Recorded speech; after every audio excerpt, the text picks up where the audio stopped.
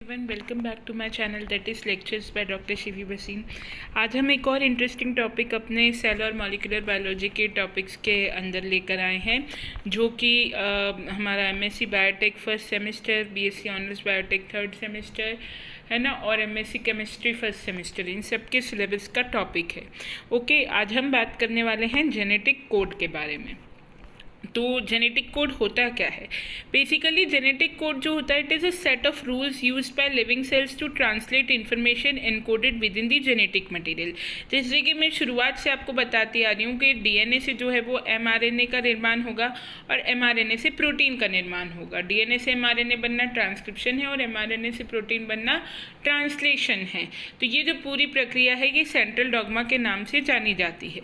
ठीक है, अब जो लेकिन मैंने आपको, अगर आपको ध्यान हो तो जब आरएनए का स्ट्रक्चर पढ़ाया था तब आपको बताया था कि कुछ स्पेसिफिक ऐसी नाइट्रोजनस बेस पेयर्स की सीक्वेंसेस होती हैं जो कि अरेंज्ड होती हैं और जिनसे उन्हीं की कॉम्प्लीमेंट्री सीक्वेंसेस बाइंड होती हैं। ये आरएनए ये जो सीक्वेंसेस होती हैं, है ना, नाइट्रोजनस बेस की, ये एमआरएनए पर उपस्थित होती हैं और इनकी जो कॉम्प्लीमेंट्री सीक्वेंसेस होती है वो टीआरएनए लेकर आता है। ठीक है, इनकी बाइंडिंग के बाद ही पॉलीपेप्टाइड चेन जो है वो आकर जुड़ती है, प्रोटीन का निर्माण होता है।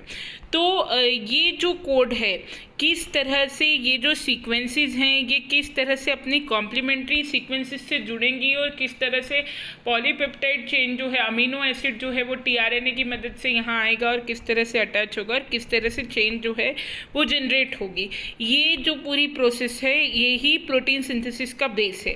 अब यहाँ सबसे महत्वपूर्ण वो कोड या वो ट्रिपलेट है जो कि बाइंड होती है और जिसके बाइंड होने से मतलब न्यूक्लियोटाइड की रीडिंग होती है। देखो, cell denotes mRNA by reading their nucleotide in a group of 3 called as codon. वो ट्रिपलेट जिसकी रीडिंग से जो मतलब न्यूक्लियोटाइड्स है उनका एडिशन होता है, उस ट्रिपलेट को, नाइट्रोजनस बेस्ड की जो ट्रिपलेट होती है उसको कोडॉन कहते हैं। और हर कोडॉन जो है वो पर्टिकुलर अमीनो एसिड को स्पेसिफाई करता है। ठीक है ना, मतलब जैसा कि मैंने आपको बोला कि एमआरएनए, देखिए एमआरएनए के ऊपर एक ट्रिपलेट होगी कोडॉन की और इसकी जो कॉम्प्लीमेंट्री सीक्वेंस है, जैसे मान लीजिए एमआरएनए के ऊपर एयूजी है तो ये जो ट्रिपलेट है ये कोडॉन कहलाएगी। इसका जो कॉम्प्लीमेंट्री सीक्वेंस है, यानी कि एयूजी का कॉम्प्लीमेंट्री सीक्वेंस क्या हो जाएगा, एयूजी का हो जाएगा हमारा यूएसी। इसकी जो कॉम्प्लीमेंट्री सीक्वेंस है वो कहलाएगी एंटीकोडॉन और एंटीकोडॉन को टीआरएनए लेकर आएगा। आपको याद हो तो जब मैंने आरएनए का स्ट्रक्चर पढ़ाया था तब आपको बताया था कि टीआरएनए एंटीकोडॉन को लाता है और एमआरएनए पे कोडॉन होता है। तो कोडॉन होता क्या है? कोडॉन नाइट्रोजनस बेस की ट्रिपलेट्स की सीक्वेंस है जो कि न्यूक्लियोटाइड एडिशन में और अमीनो एसिड्स को कोड करने में मददकारी होती है ना। जब ये कोडॉन और एंटीकोडॉन की बाइंडिंग होगी, कोडॉन एमआरएनए पे है, इसका एंटीकोडॉन टीआरएनए लेके आएगा और एंटीकोडॉन के साथ साथ टीआरएनए क्या लेकर आएगा, अमीनो एसिड भी लेकर आएगा जिसे वो एमआरएनए पे छोड़ेगा। और जैसे ही कोडॉन एंटीकोडॉन की बाइंडिंग होगी वैसे ही जो अमीनो एसिड है वो यहाँ पर अटैच होगा और पॉलीपेप्टाइड का धीरे धीरे निर्माण होगा। ठीक है, in addition the codon AUG has a special role. अब यहाँ पर दो तरह के कोडॉन्स होते हैं, एक होता है स्टार्ट कोडॉन और एक होता है स्टॉप कोडॉन, है ना। जिस कोडॉन की अपीयरेंस से जो कोडॉन आए और जिससे कि जो ट्रांसक्रिप्शन की प्रोसेस है वो स्टार्ट हो उसको कहते हैं स्टार्ट कोडॉन, है ना। मतलब सॉरी, जो प्रोटीन सिंथेसिस जो है, ट्रांसलेशन की प्रोसेस जो है वो स्टार्ट करता है जो कोडॉन, जिसके आने से फर्स्ट अमीनो एसिड का एडिशन होता है, वो स्टार्टिंग कोडॉन को कहते हैं स्टार्ट कोडॉन। ठीक है, and a complete set of correspondence between codon and amino acid और stop signal is known as genetic code. और जैसे स्टार्ट कोडॉन होते हैं वैसे ही एक पर्टिकुलर ट्रिपलेट होती है कोडॉन की जिसके आते ही न्यूक्लियोटाइड का एडिशन जो है वो बंद हो जाता है ना, जिसके आते ही प्रोटीन सिंथेसिस की प्रोसेस रुक जाती है, उसे हम कहते हैं स्टॉप कोडॉन। और ये जो पूरा का पूरा सेट है कॉरेस्पॉन्डेंस का कोडॉन और अमीनो एसिड्स के बीच में, ये कहलाता है जेनेटिक कोड। यानी कि जो पूरा का पूरा सेट है स्टार्ट से स्टॉप कोडॉन्स तक का, ये पूरा सेट कहलाता है जेनेटिक कोड। ठीक है, अब बात कर लेते हैं इसकी हिस्ट्री की। मिड 1950 में physician George Gamow extended this line of thinking to deduce the genetic code was likely composed of triplet of nucleotide. John Gamow ने ये बताया कि जो जेनेटिक कोड होता है वो न्यूक्लियोटाइड के ट्रिपलेट से बना होता है। And he propose that A group of 333 successive nucleotide in a gene might code for amino acid in a polypeptide. और उन्होंने ये भी प्रपोज किया कि 333 सक्सेसिव न्यूक्लियोटाइड्स का जो एक पूरा का पूरा ग्रुप है वो एक पॉलीपेप्टाइड में अमीनो एसिड को कोड कर सकता है। देन नीलेनबर्ग, खुराना, ये जो दो नाम हैं ये कोडॉन के आइडेंटिफिकेशन से जुड़े हुए हैं। और एच.जी. खुराना का नाम याद रखिएगा, ये एक इंडियन नेम है ना, और ये बहुत ज़्यादा एसोसिएटेड रहे हैं जेनेटिक कोड से। एच.जी. खुराना का नाम आर्टिफिशियल जीन सिंथेसिस से भी जुड़ा जाता है ना। The cracking of genetic code began in 1961 with work from the American biochemist Marshall Nirenberg. इन्होंने स्टार्ट किया था जो इसकी डिस्कवरी, और उसके बाद other researchers such as biochemist Hargobind Khorana at the university of Wisconsin extended Nirenberg's experiment by synthesising artificial mRNA with more complex sequences. इन्होंने क्या किया, आर्टिफिशियल mRNA का सिंथेसिस किया कॉम्प्लेक्स सीक्वेंसेस से। For instance in one experiment Khorana generated a poly UC mRNA। एक experiment में उन्होंने poly-UC mRNA जो है उसका सिंथेसिस किया और सेल फ्री सिस्टम में उसको ऐड किया, है ना, नीलेनबर्ग की तरह सेल फ्री सिस्टम में उसको ऐड किया। The poly UC mRNA then it was translated into polypeptide with an alternating pattern of serine and leucine amino acid. These and other results ambiguously confirm that genetic code was based on triplets. और इन्होंने क्या किया, UC जो है उसको poly-UC chain लगाकर mRNA को एक सेल फ्री सिस्टम में डाला। तो जब उन्होंने डाला ना तो पॉली-यूसी जो mRNA था उसका ट्रांसलेशन पॉलीपेप्टाइड में हुआ, लेकिन उसकी रीडिंग कैसे हुई, यूसीयू, है ना, सीयूसी, इस तरह से रीडिंग हुई। तो इससे उन्हें ये शक हुआ कि जो कोडॉन्स होते हैं वो ट्रिपलेट में रीड होते हैं। ठीक है, today we know that serine is encoded by codon UCU, और इनको सीरीन अमीनो एसिड वहाँ पर दिखा ऐड होता हुआ, तो इनको ये समझ में आया कि रीडिंग जो है कोडॉन की वो ट्रिपलेट में हो रही है। और इस तरह से इस एक्सपेरिमेंट से इन्होंने ये प्रूव किया कि codons are readed in triplet. और आज हम सबको पता है कि यूसीयू जो है वो सीरीन जो है वो यूसीयू से एनकोड होता है। इसी प्रकार से by 1965 using the cell free system and other techniques Nirenberg and Khorana and his colleagues had deciphered the entire genetic code. और 1965 तक खुराना ने और नीलेनबर्ग ने मिलकर पूरा का पूरा जो जेनेटिक कोड है उसे ट्रेस कर लिया। और इन्होंने स्टार्ट कोडॉन और स्टॉप कोडॉन्स जो है उन्हें भी पता कर लिया कि कौन से ऐसे कोडॉन होते हैं जो पॉलीपेप्टाइड एडिशन को, न्यूक्लियोटाइड सिंथेसिस को स्टार्ट करते हैं, और कौन से ऐसे कोडॉन होते हैं जो उसे स्टॉप करते हैं। और इनको इनकी कॉन्ट्रीब्यूशंस के लिए नीलेनबर्ग और खुराना इनको नोबेल प्राइज़ मिला 1968 में। ठीक है, then properties of genetic code. Genetic code की कौन कौन सी प्रॉपर्टी होती है? जेनेटिक कोड जो होता है it is based on the triplet of nucleotide called as codon. Genetic code जो होता है वो कोडॉन की जो ट्रिपलेट होती है उसके ऊपर बेस्ड होता है, which specify individual amino acid in a polypeptide. और हर ट्रिपलेट जो है वो अमीनो एसिड को स्पेसिफाई करती है पॉलीपेप्टाइड के अंदर। ठीक है, अब यहाँ पे जैसा मैंने आपको थोड़ी देर पहले बताया था कि स्टार्ट कोडॉन होते हैं जो कि प्रोसेस को स्टार्ट करते हैं, और स्टॉप कोडॉन होते हैं जो कि प्रोसेस को स्टॉप करते हैं। The codon of mRNA are read one by one inside protein and RNA structure called ribosome. mRNA के जो कोडॉन हैं वो राइबोसोम पर होते हैं, है ना। मैंने आपको पहले भी बताया है जब RNA पढ़ा रही थी कि mRNA जो होता है वो दो सब यूनिट्स राइबोसोम के होते हैं, एक बड़ा होता है एक छोटा होता है, और mRNA वो राइबोसोम को मूव कराता है उस साइड पे। ये डिटेल में हम ट्रांसलेशन में देखेंगे। अभी आप इतना समझ लीजिए कि पूरी प्रोसेस राइबोसोम पर होती है, और mRNA पे जो कोडॉन होता है वो लगा रहता है, और tRNA का एंटी कोडॉन लेकर आता है starting at the 5' end of the gene moving towards. और ये जो मूवमेंट होता है राइबोसोम्स के 5' डायरेक्शन में होता है ना। डिटेल में हम इसको ट्रांसलेशन में देखेंगे इस प्रोसेस को। अभी के लिए आपको बस इतना समझना है कि जो mRNA होता है उसके ऊपर कोडॉन लगा होता है ना, और उसका एंटी कोडॉन जो है वो tRNA लेकर आता है। अब हम बात करेंगे जेनेटिक कोड की। तो जैसा मैंने बताया आपको स्टार्ट कोडॉन्स होते हैं और स्टॉप कोडॉन्स होते हैं। Each 3 letter sequence of mRNA nucleotide correspond to a specific amino acid और टू अ स्टॉप कोडॉन। और जितने भी ये जो ट्रिपलेट्स हैं कोडॉन की, ये कोड करती हैं या तो पर्टिकुलर अमीनो एसिड को या स्टॉप कोडॉन को कोड करती हैं। जैसा मैंने बताया कि ट्रांसलेशन का जो प्रोसेस है वो सदैव कहाँ से स्टार्ट होगा, स्टार्ट कोडॉन से स्टार्ट होगा। और ह्यूमन न्यूक्लियर जेनेटिक सिस्टम में AUG जो है वो स्टार्ट कोडॉन है। मतलब जो नॉर्मल हमारा जो जीनोम है, जेनेटिक सिस्टम है, उसके अंदर जो स्टार्ट कोडॉन है वो कौन है, AUG है, जो कि मीथियोनाइन को कोड करता है ना।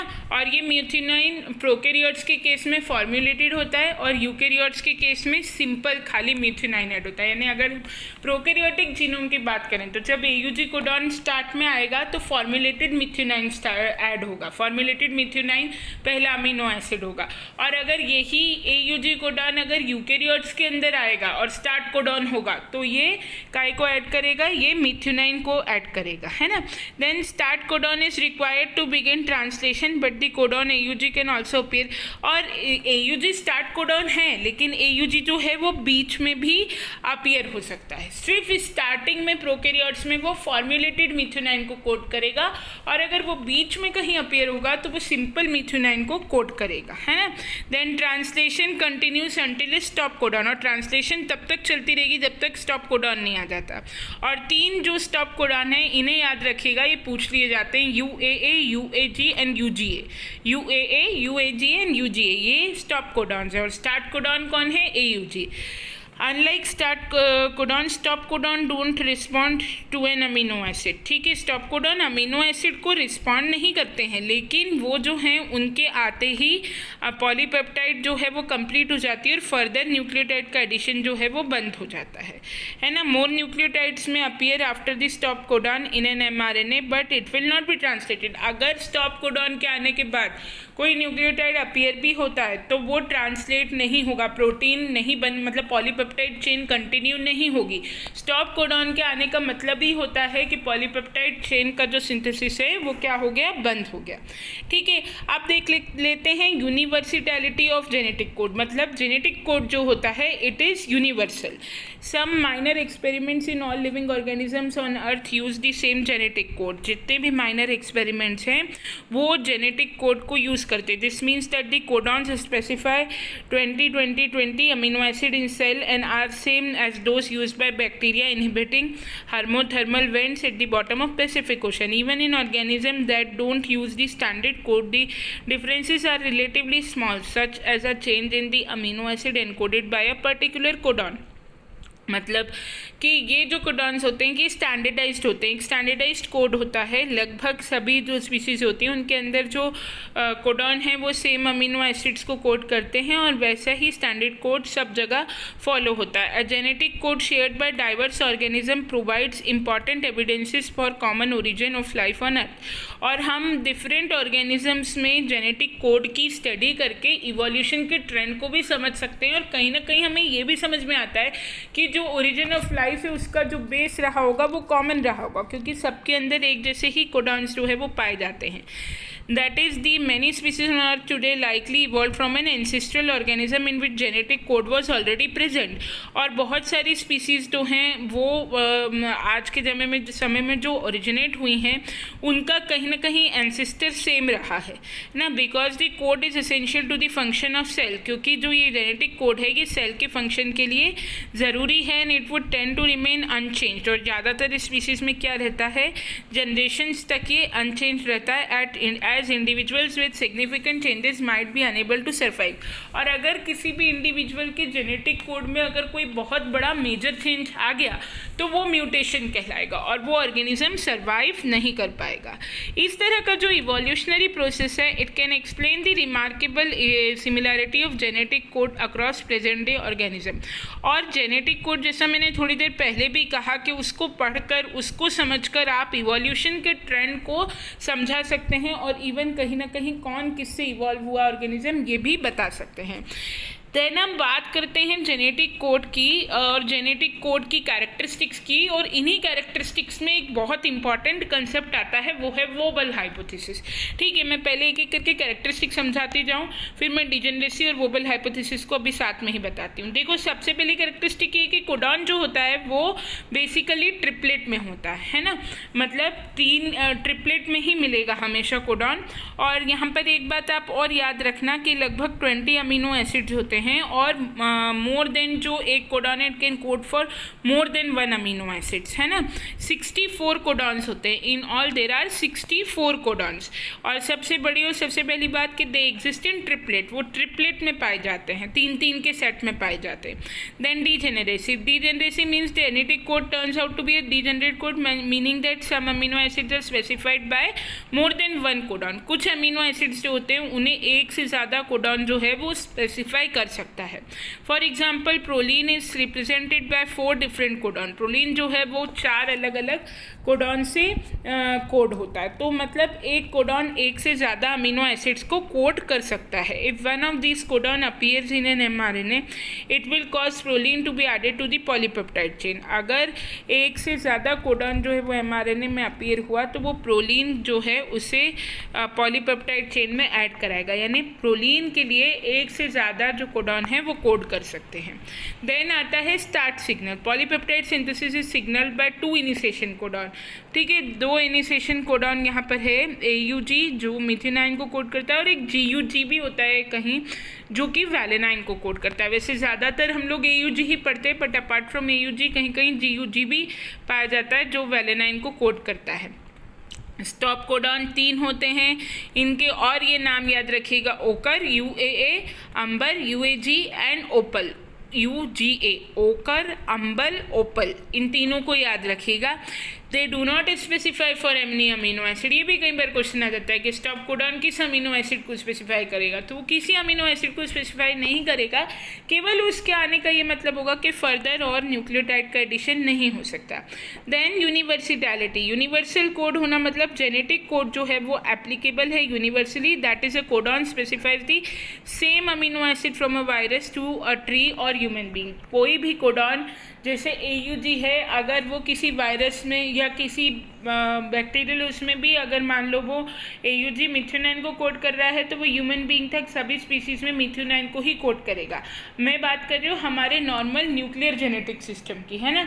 माइटोकॉन्ड्रियल जेनेटिक सिस्टम में या क्लोरोप्लास्ट जेनेटिक सिस्टम में ये जो कोडिंग है ये चेंज हो जाती है, वहाँ AUG किसी दूसरे अमीनो एसिड को कोड करेगा। लेकिन जितने भी स्पीशीज़ का न्यूक्लियर जेनेटिक सिस्टम है वहाँ ये कोडिंग सेम रहेगी, चाहे स्पीशीज़ कोई भी हो, है ना। फिर non ambiguous codon, 1 codon specifies only 1 amino acid and not any other. अब इस लाइन से कंफ्यूज मत होना, इसका मतलब ये है कि एक कोडॉन केवल एक अमीनो एसिड को स्पेसिफाई करता है, but under a specific condition. जैसे फॉर एग्जांपल मैंने बताया कि AUG जो है, AUG अगर प्रोकैरियोटिक जीनोम में स्टार्टिंग में आया तो वो फॉर्मुलेटेड मिथ्योनाइन को कोड करेगा, और यही AUG यदि बीच में आया तो वो नॉर्मल मिथ्योनाइन को कोड करेगा, है ना। तो AUG कहाँ आ रहा है, कोडॉन कहाँ आ रहा है, उससे ये स्पेसिफाई होगा कि वो किस अमीनो एसिड को कोड करेगा। अगर स्टार्टिंग में आएगा तो वो फॉर्मुलेटेड मिथ्योनाइन को करेगा, अगर बीच में आएगा तो वो सिंपल मिथ्योनाइन को कोड करेगा। लेकिन ये हम डिजेनरेसी के तहत जानते हैं कि एक जो कोडॉन है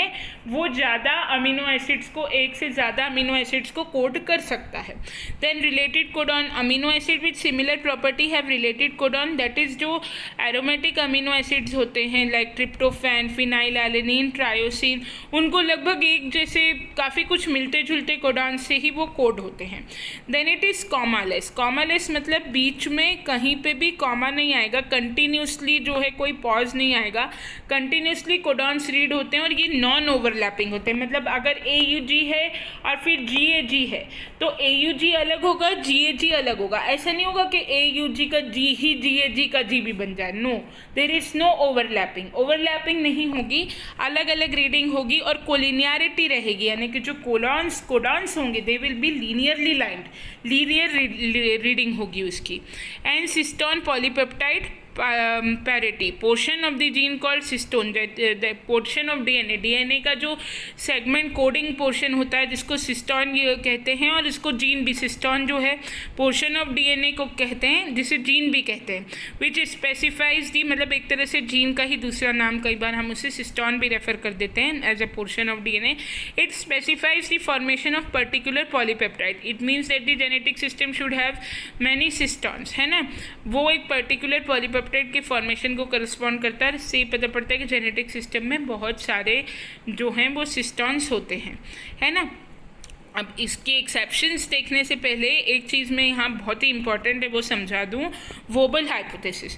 वोबल हाइपोथेसिस या इसे कई बार हम degeneracy of the third base position base के नाम से भी जानते हैं.